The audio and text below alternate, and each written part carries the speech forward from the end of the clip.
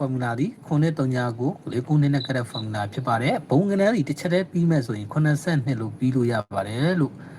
အကြံပြုပြရသေးကျွန်တော်တို့ပြီးခဲ့တဲ့ဘက်မှာ break ဒီ10လုံးထွက်ခဲ့ပြီးတော့မှချန် break ဒီကျွန်တော်တို့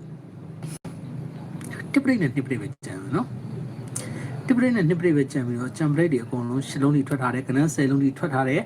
ပြီးခဲ့တဲ့ဘက်မှာ31ထိုင်းပါ91ထိုင်းနဲ့ခက်လို့ထွက်တယ်မြန်မာ power 05ထိုင်းမြန်မာဝါထွက်တယ်မြန်မာနဲ့ခက်42လို့ထွက်တယ်ပူထွက်ပြီးခဲ့တယ်ညီကိုထွက်ပြီးခဲ့တယ်10ပြည့်ထွက်ပြီးခဲ့ဒီတစ်ပတ်မှာဘလူရီမြန်ဒုစာပြေတော့နေဖြစ်အောင်လုပ်မလဲဆိုတာကျွန်တော်တို့မပြောတတ်ဘူးဒီတော့တရက်စာစီထိုးတဲ့သူတွေအနေနဲ့တော့စဉ်းစားပြီးတော့ဂရုစိုက်ပြီးတော့စောကြပါလို့ကျွန်တော်လည်းအကြံဉာဏ်ပေးခဲ့ပါရစေကျွန်တော်ကတော့ဆုံးဖြတ်ချက်တစ်ခုချပြီးတော့ကျွန်တော်ဒီမှာပြီးခဲ့တဲ့အပတ်ကစာရာဘေးတောက်ကြမှာတော့ဖုံးမဆေးရဖြစ်